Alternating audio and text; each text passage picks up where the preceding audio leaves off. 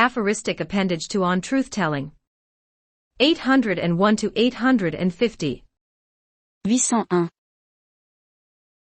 Quand on est conservateur, on court le risque d'être qualifié d'insensible. Quand on est libéral, insincère. 802. Tout ce qui est controversé ou contesté au niveau national et international se joue généralement beaucoup plus en paroles qu'en actes. Cependant, ces conflits sont généralement d'une nature suffisamment rude et menaçante pour que tout ce qui finit par recourir à la force à grande échelle soit souvent difficile à prévoir et s'abatte sur nous avant que nous ne nous en rendions compte. 803. La politique est l'art de déclarer publiquement ses vertus et les vices de l'adversaire, puis de les multiplier par 10. 804. Lorsqu'un dirigeant est entouré de gens qui lui disent que ce qu'il fait est juste alors que, aux yeux de beaucoup d'autres, ce qu'il fait est faux, toute leur opposition, si elle ne menace pas les couloirs du pouvoir, n'est qu'un simple bruit de fond. 805.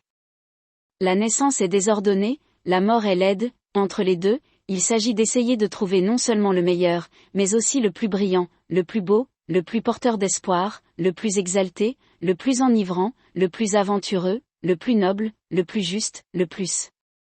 806. Quel que soit le principe ou l'idéal, s'il est poussé à l'extrême, il finira par être une caricature de lui-même. 807.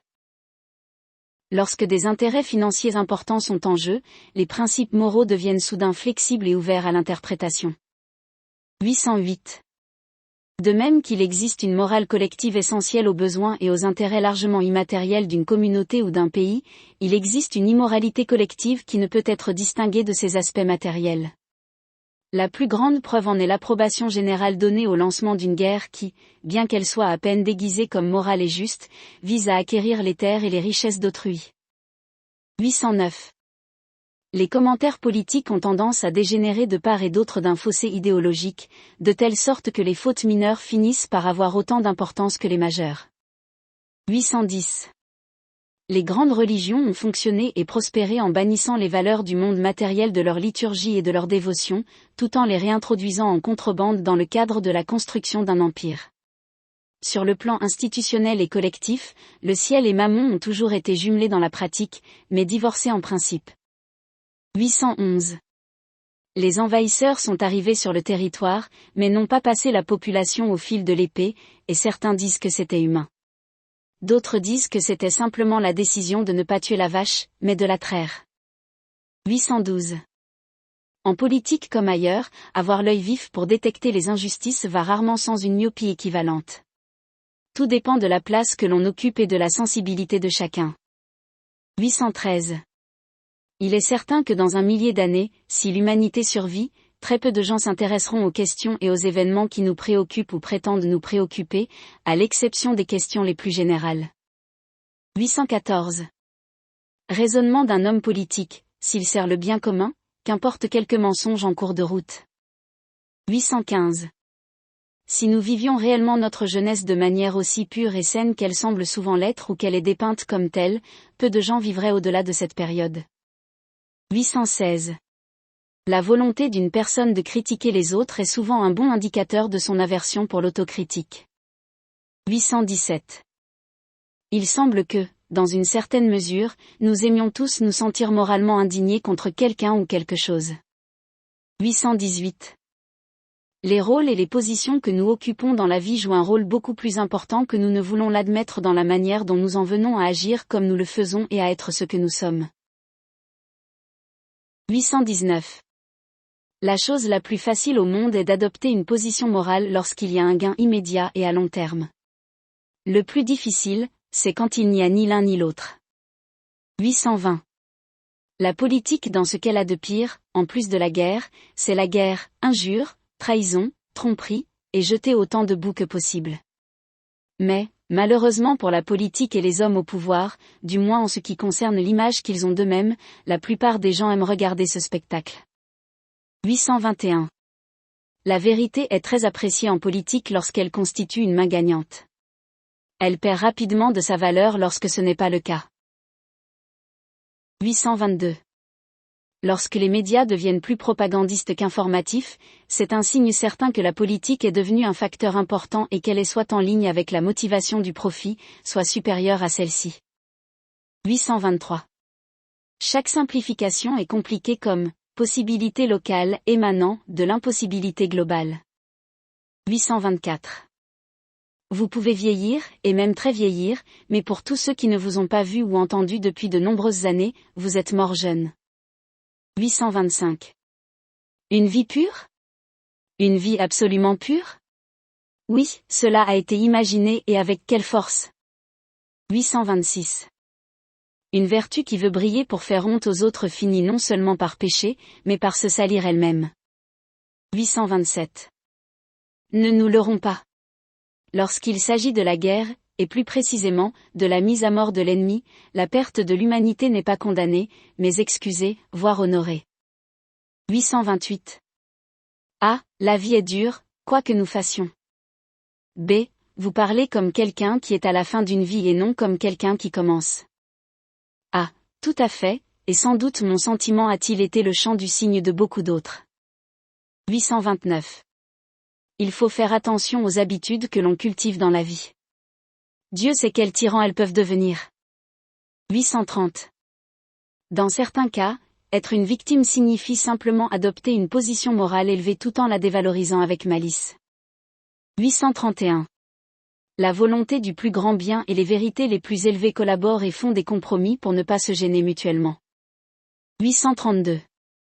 Les médias se présentent comme justes, équilibrés et objectifs, mais s'ils sont devenus superficiels, sélectifs et calomnieux, quelle part de leur âme ont-ils vendu pour gagner le monde?